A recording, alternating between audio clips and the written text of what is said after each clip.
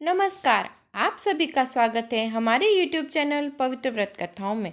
आज मैं आप सभी को काजली तीज की कथा सुनाने जा रही हूँ। कथाएं दो हैं, एक दातन मींढा की कथा अर्थात दंबोली की कथा और दूसरी काजली तीज की व्रत कथा।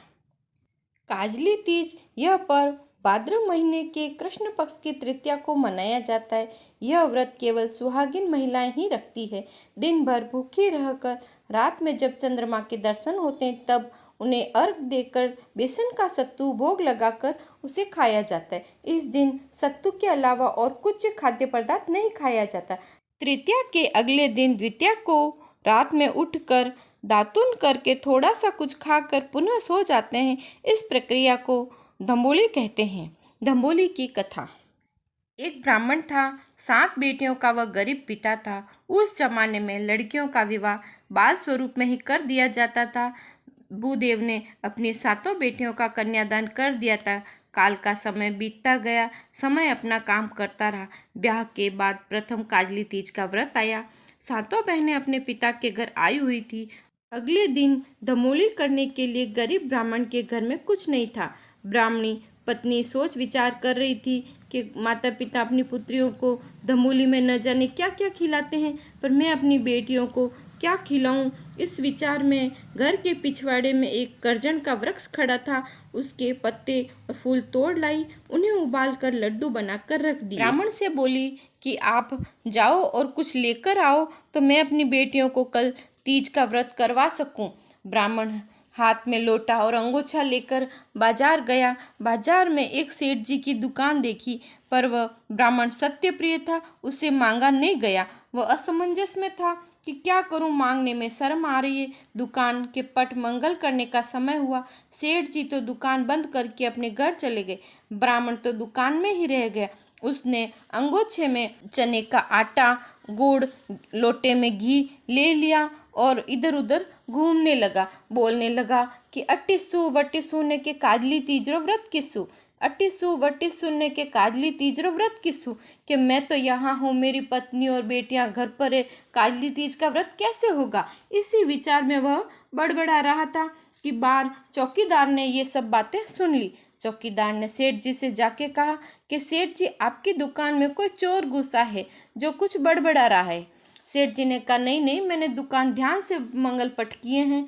तो चौकीदार ने कहा कि नहीं, आप चल कर देखिए। तो सेठ है जो दौड़ा दौड़ा दुकान पर आया और दुकान खोल के देखा। दुकान के किवाड़ खुलते ही सेठ की नज़र ब्राह्मण पर पड़ी और बोला, ब्राह्मण देव, आप अभी भी यही हैं।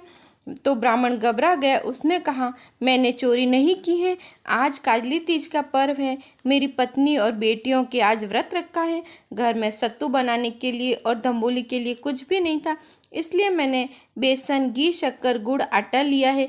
यदि आप कहें तो मैं वापस रख दूं।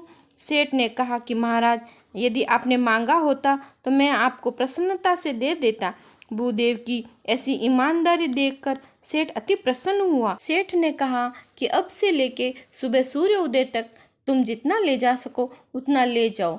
और ब्राह्मण गाड़ी लाया और गाड़ी भर भर कर घी, गुड़, आटा, शक्कर, बेसन सब कुछ अपने घर ले जाने लगा। ब्राह्मणी सोच विचार में पड़ गई कि आज तुमने कहीं डाका डाला या चोरी की, क्या किया। तो ब्राह्मण ने कहा, नहीं नहीं, हम पर तीज माता तुष्टमान हुई है, तुम है जो दंबोली की तैयारी करो और तीज की तैयारी करो। ब्राह्मणी ने बेटियों को उठाया है और दंबोली की है। दंबोली करके तीज की तैयारी की है। आस पड़ोस वाली भी सोचने लगी कि कल तक तो इनके घर में खाने को कुछ नहीं था और आज इतना सामान ये कहाँ से लेके आ रहे हैं। उसने जो करजन के फूल और पत्तों का जो लड्डू बनाया था, वह लड्डू भी तीज माता के प्रभाव से सोने का हो गया है। अब बेटियों ने बड़ी धूमधाम से तीज का व्रत किया है, बड़ी और उद्यापन किया है, खूब सारा सत्तू बनाया है, सब कुछ बहुत किया है। तीज माता की दया दृष्टि से उसने तो व्रत रखने वाली 16 स्त्रियों और 17वां साक्षी को निमंत्रित किया। चंद्र उदय हुआ। चंद्र दर्शन करके चंद्र की भक्ति भाव से पूजा की। 16 स्त्रियों को सत्तू और साकिए को भी सत्तू देकर विदा किया। बेटियों के साथ धूमधाम से तीज का व्रत किया, आनंद से अब लोग भी मानने लगे कि दंबोली करने से बहुत पुण्य प्राप्त होता है। उस दिन से दंबोली करने की परंपरा आज तक बनी हुई है। तीज माता से मेरी प्रार्थना है कि जैसे आपने उस ब्राह्मण की पत्नी की मनोकामनाएं सिद्ध की, वैसे सभी व्रत करने वाली महिलाओं की मनोकामना पूर्ण करें। जय तीज माता की। दूसरी कथा। एक सेठ है। सेठ के 7 बेटे और एक बेटी है। पुराने के ज़माने में बेटियों की शादी बचपन में ही कर दी जाती थी और शादी के बाद में तीज का व्रत करना जरूरी होता था। उस छोटी सी बेटी ने भी तीज का व्रत किया है। भाइयों ने सोचा कि हमारी बहन तो छोटी है, अब वो व्रत कर रही है तो हम भी सातों भाई कुछ नहीं खाते। सातों भाई सुबह से शाम तक भूखे प्यासे हैं और बहन भी भूखी प्यासी है। बहन तो भूख प्यास के कारण चेहरा मुरझा रहा है। भाई चिंता कर रहे हैं कि हमारी छोटी सी बहन ने कुछ नहीं खाया है सुबह से। शाम होते होते सातों भाइयों ने मिलकर एक विचार किया है कि हम क्यों ना बहन को अब चांद दिखा दें और व्रत खुलवा दें। सातों भाइयों ने एक युक्ति लगाई है कि भाई तुम 2 भाई तो जाओ पहाड़ पर, जो छलनी और दिया लेके जाओ, जो पहाड़ से दिया रख कर छलनी में चांद दिखाना। और 2 भाइयों ने बहन से कहा कि बहन बहन चांद निकल आया है। तो बहन ने भाभीियों से कहा कि भाभी भाभी चांद निकल आया है। भाभीियों ने कहा कि भाई साहब ये तो आपका चांद है, हमारा चांद तो अभी बाद में निकलेगा। भाभीियों को तो भाइयों की योजना के बारे में पता था, तो उन्होंने कहा कि भाई साहब ये तो बच्चों का चांद निकला है, हमारा तो अभी बाद में निकलेगा। वो तो छोटी थी, उसने तो जाना कि क्या मालूम बच्चों का चांद अलग होता होगा और बड़ों का चांद अलग होता होगा, इसलिए वह तो अपने भाइयों के साथ पूजा करने के लिए गई।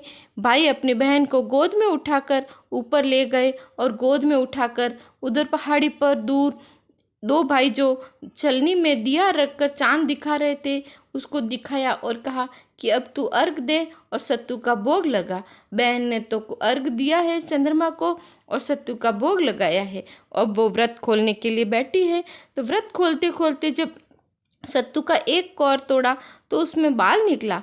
वो बोली कि माँ सत्तू में तो बाल है। तो माँ ने बोला कोई बात नहीं बेटा, आजकल सबके बाल गिरते हैं, आ गया होगा बाल, तो दूसरा कौर तोड़ ले। बेटी ने दूसरा कौर तोड़ा तो फिर से बाल आया। तो वो बोली माँ फिर से बाल आया है सत्तू में। तो माँ ने कहा आज सभी ने घर में बाल धोए हैं इसलिए बाल ही बाल हो रहे हैं, घर में आ गया होगा, कोई बात नहीं, तू तीसरा कौर तोड़। बेटी तो अभी तीसरा कौर तोड़ने ही वाली थी। ससुराल से बुलावा आया है कि आपके जवाई सा सीरियस है, बहू को जल्दी भेजो। बेटी तो सत्तू तो वहीं रखा और जाने लगी। तब माँ बोली कि बेटा जाकर सबके पाँव लगना और पलने में सूती हुई ननद के भी पाँव लगना। तो वो तो बहू तो गई और वो तो फटाफट सबके पाँव लगने लगी है। देखा कि कोई भी आशीर्वाद नहीं दे रहा है। पलने में सूती हुई ननद के भी पाँव लगी तो ननद की वाचा खुली। ननद बोली भाभी थारो सुहाग भाग के अमर रही जो। वो तो ससुराल पहुंचते ही उसका पति तो राम शरण हो गया। सभी क्रियाएं समाप्त करने के बाद पति की मृत देह को शमशान ले जाने की तैयारी हो रही थी। बहन तो एकदम स्तब्ध रह गई। उसने तो अपने परिवार वालों से कहा कि मुझ पर तीज माता रुष्ट हुई है, मैं इनको ले जाने नहीं दूंगी, मैं इनको तीज माता से पुनः मांगूंगी। उसकी स्त्री हट पकड़ कर बैठ गई। तीज माता मुझ पर कुपित हुई है, मैं उनसे इन्हें वापस लाऊंगी। वह बार बार अपने पति की देह को ले जाने से मना करने लगी, पर लोगों ने कहा कि यह तो बच्ची है, पर मृत देह को गांव में या घर में तो नहीं रखा जा सकता। शमशान भूमि में इसे एक झोंपड़ी बनाकर दे देते हैं, सुबह तक डर जाएगी, घर आ जाएगी, तब हम आकर अंतिम संस्कार कर लेंगे। वह तो अपने पति के शव के पास बैठी है और तीज की प्रतीक्षा कर रही है। कुछ समय बाद गणगौर की तीज आई तो तीज माता के चरण पकड़कर वह विनय करने लगी कि हे तीज माता मुझे माफ़ करो। तो तीज माता बोली कि मेरा तो ऐसा कोई स्वभाव नहीं है, नाराज़गी नहीं है, तुम मेरी बहन अक्षय तृतीया आए उनसे माफ़ी मांगना, हो सकता है तुम्हारे उनकी कोई चूक रह गई हो। अका तीज आई है। अका तीज माता के पांव पकड़कर उसने विनय मांगी, प्रार्थना की कि हे तीज माता मुझे मेरा सुहाग लौटाओ। तो अका तीज माता ने कहा कि मेरा तो कोई ऐसा है नहीं, तुम सावणिया तीज का देखना, तुम्हारे उनसे कोई भूल चूक हो गई हो तो। अब सावणिया तीज आई है। सावणिया तीज माता ने कहा कि मेरा तो व्रत का कोई इतना कड़क स्वभाव नहीं है, मेरा तो कोई व्रत करे तो भी ठीक और न करे तो भी ठीक, मेरी बड़ी बहन है काजली तीज जो भाद्र मास में आती है, उसका थोड़ा स्वभाव तेज है, उसका व्रत खंडित होए तो उन्हें क्रोध आता है। तुम डरना मत, जब वो आएंगी बादल गरजेंगे, बिजली चमकेगी, घनी अंधेरी रात होगी, तुम बस आंखें बंद करके उनके पांव पकड़ लेना। बिजली चमकेगी, खुले केस होंगे उनके, पर बिल्कुल भी भयभीत मत होना। आंखें मत खोलना जब तक कि वो तुम्हारा सुहाग तुम्हें न लौटा दे। भादवा महीना आया है, बिजली चमक रही, काजली तीज का दिन आया है। तीज माता विकराल रूप में खुले केश बरसते गरजते आई। बहन ने तो आंखें बंद करके तीज माता के पांव पकड़ लिए। तीज माता ने उसे आशीर्वाद दिया कि तेरा सुहाग भाग अमर रहो। बहन बोली, हे माँ, 12-12 महीने हो गए, मेरे सुहाग को आप लौटा दो। तो तीज माता ने ध्यान लगा कर देखा तो बोली, दुराचरणी पापिनी, तुमने तो चालनी में चांद देखा है, मेरा व्रत खंडित किया है, मेरे पांव छोड़। वो बोली, हे माँ, आपने आशीर्वाद दिया है, आपका दिया वो आशीर्वाद विफल नहीं हो सकता। माँ ने उसे अमृत का शीशा दिया और कहा कि ये ले जाकर अपने पति पर छिड़काव करना, तुम्हारा पति नींद में से उठता है जैसे उठ जाएगा। उसने बहन ने तो जाकर अपने पति के ऊपर अमृत का छिड़काव किया तो उसका पति तो जैसे नींद में से उठता है वैसे आलस मरोड़ कर उठ गए। दोनों पति पत्नी बैठे बैठे बातें कर रहे थे। पास में से ग्वाले निकले। ग्वालों ने सुना कि इस झोंपड़ी में से आवाजें आ रही है, शायद सेठ जी के बेटा बहू हैं। उन्होंने सेठ जी के घर जाके बताया कि आपका बेटा जीवित हो गया है और दोनों बेटा बहू बातें कर रहे हैं। सेठ और सेठ का परिवार ढोल बाजा लेकर आए और उन्हें ढोल बाजों के साथ अपने घर ले गए। तीज माता ने जैसे सेठ जी के बेटे को जिंदा किया, वैसे ही सभी को बहन ने गांव की स्त्रियों को भी सौभाग्य अखंड रखने के लिए तीज का व्रत करने के लिए कहा।